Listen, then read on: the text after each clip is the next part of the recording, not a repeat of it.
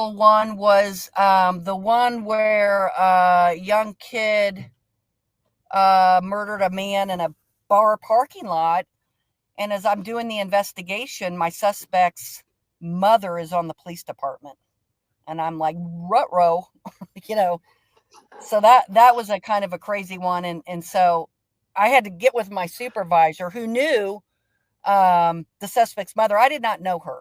She was a street officer. I did not know her. I mean, there's like, 1,700 police officers on the department. And so it was kind of investigated. It was a little like I'm young, and here we have this mother that's now suspect, and mother son is suspect in this murder, and it was a bar fight at the end of the day, and they got outside, and he kicked the victim's throat so hard that he ruptured his larynx, so that was nasty.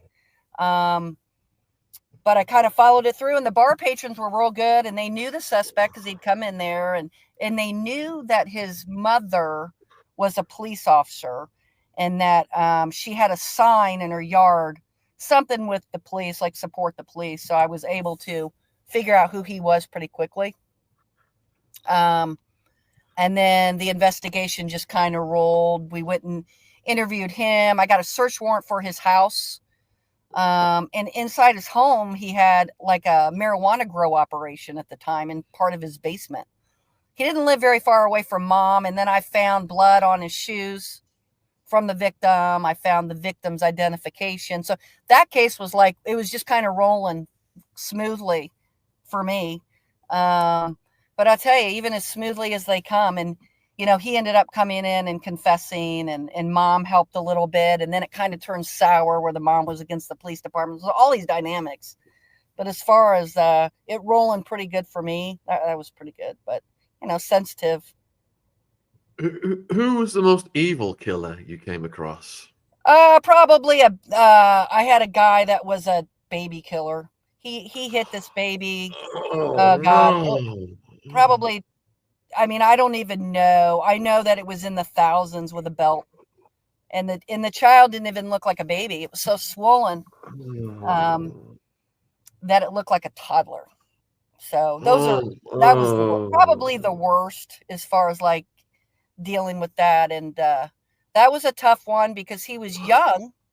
It was a young kid. It wasn't his kid. It was his girlfriend's. They got into it. The girlfriend and the suspect got into it, and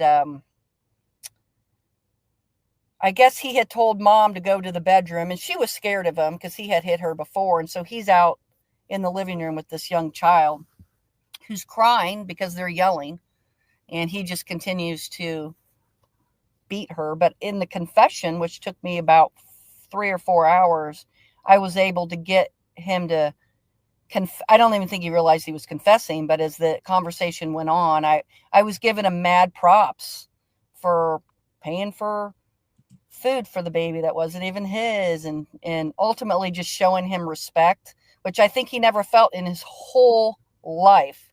And in that process of almost manipulating him and tricking him, he confessed to hitting the baby a ton. And it was hard to sit across from him because I knew what he had done. I hadn't told him that the baby had died. I had played it off that, hey, I'm just here to investigate an altercation. No big deal. Tell me what was up, and we'll let you go. And then, 4 hours later, he's under arrest for murder. But and ultimately, he beat her even more and more because she threw her sippy cup at him. Unbelievable. And I was like, oh my God, like, what did you do? Like, you got to discipline this child because I'll end up arresting her in 10 years because parents don't care and they're not disciplining. And he just kind of fed into that. And he's like, so I was almost giving him props for disciplining. And the more respect I gave him, the more he confessed. Unbelievable. What kind of sentence did he get? Oh, he's gone forever. He won't get out alive, I don't think. I had to flip mom, because mom was in the bedroom and she didn't do anything to protect her child. And she told me she kept hearing swishing sounds and what sounded like a belt hitting skin. So I didn't have a high regard for her either, but we flipped her. So she testified against him, and he was done. He'll probably die in prison.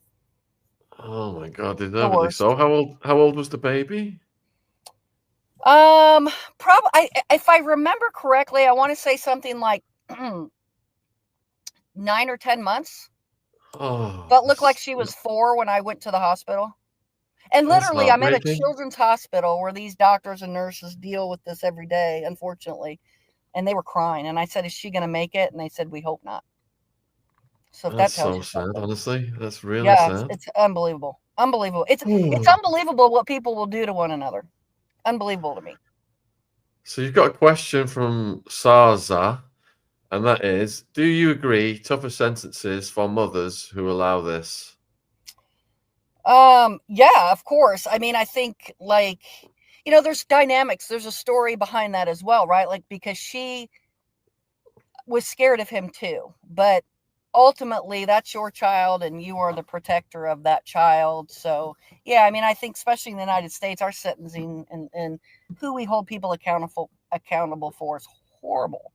But yeah, I agree. You let your baby get smacked because I mean, for him to hit her as many times and she's able to this were her words. I heard the swishing sound of the belt hit the skin. And the only reason that she finally came out was the baby stopped crying. So the baby was unconscious. So absolutely. But, in our criminal court system and things, they're all about winning the case.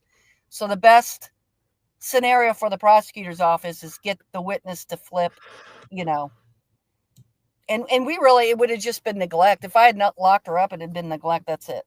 So it's like, ugh, yeah. So absolutely. Did you ever come across any serial killers? Or are they rare? They're rare. I mean, I don't think I did. I mean, you never really know at the end of the day, but I don't think so.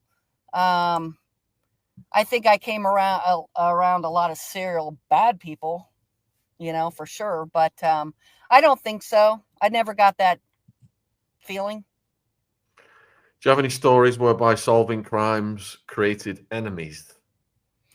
Well, you don't make friends, I think I try to keep, when a murder investigation happens, you got the victim, and that's the obvious victim. But when you dive deeper, you've got the victim, the victim's family, the victim's friends. Then you've got the suspect's family and friends. So there's so many victims in every case that you investigate.